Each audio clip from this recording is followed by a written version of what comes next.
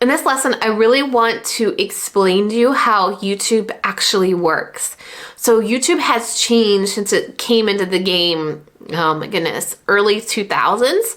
And even when I jumped into YouTube back in 2015, there has been a lot of changes to YouTube, and it doesn't work the way that it used to work anymore. When I started back in 2015, it was absolutely focused around keywords and SEO and tags, but what happened in YouTube circa 2017, 2018 is more and more brands and more businesses saw the opportunity over on YouTube, and they started to pay for more ads, their ads on YouTube videos.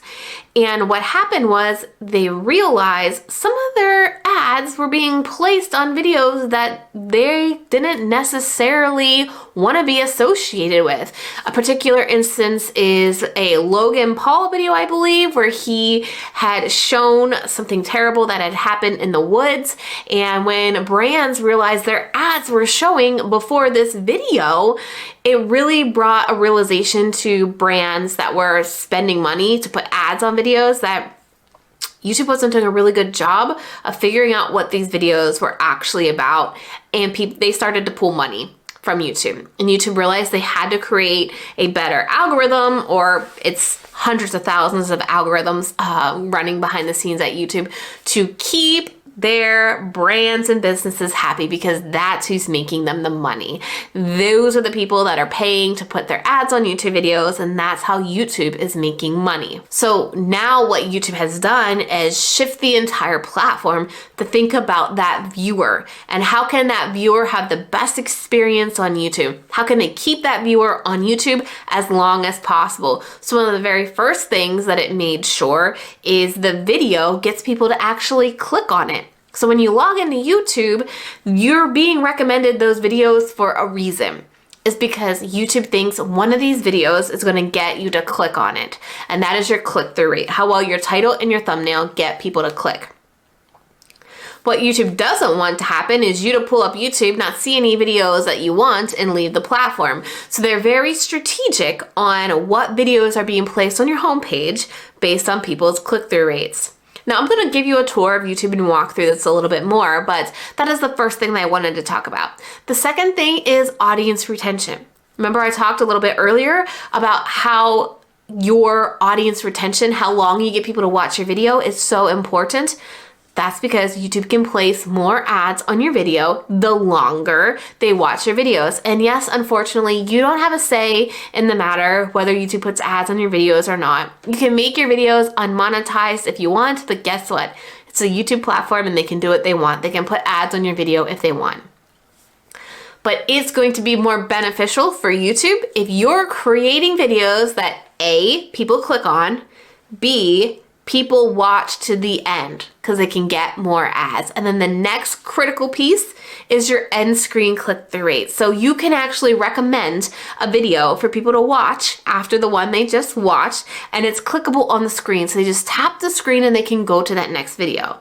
So why is that beneficial to YouTube? It's because you're getting people to binge watch YouTube. And the more people binge watch YouTube, the more ads they're going to be shown and the more money that YouTube can make. So that is why YouTube really shifted away from this whole SEO and keyword type algorithm to really making sure the viewers are getting the best content possible, because that's what keeps people on the platform longer. And guess what? YouTube realized you can lie.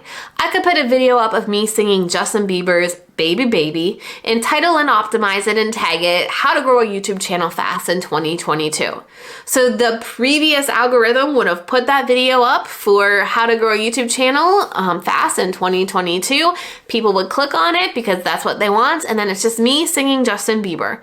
And so that's why YouTube took into consideration all these different ways to kind of rate your video on whether they should recommend it to more people or not. So how do you make sure your videos are getting in front of the right people? Because remember, we don't want a YouTube channel that is for the masses. We want a YouTube channel that's going to drive the right people to our content, that will want to work with us, that will want to buy our digital products, that want to sign up for our email list. So how do we figure that out on YouTube?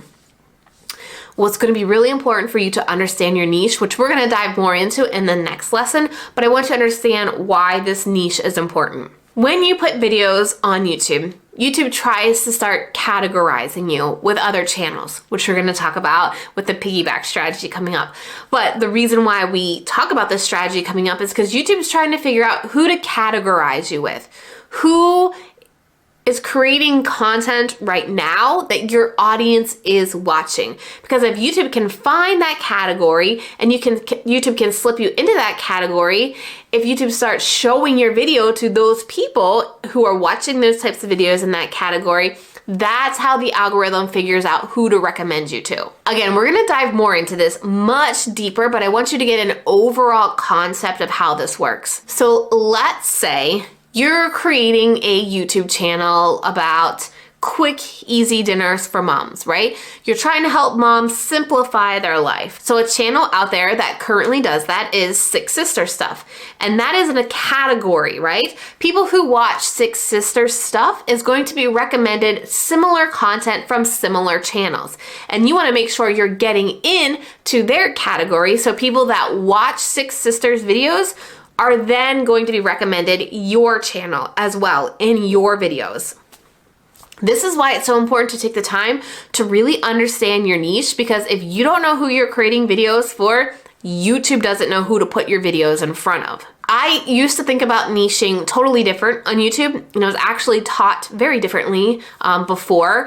YouTube educators used to talk about niching on YouTube when it came to a specific topic. So what you wanted to do is niche on a very specific topic and just talk about that topic over and over again so that YouTube could categorize you for that topic.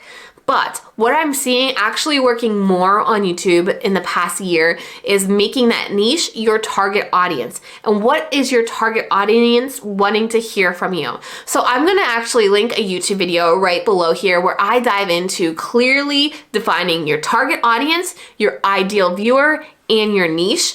I think that's really gonna break it down for you to understand how not to niche too much, but to make sure you're in the right category on YouTube. Because once you can get YouTube putting you in this category, so to speak, it's going to start putting you in front of the right people.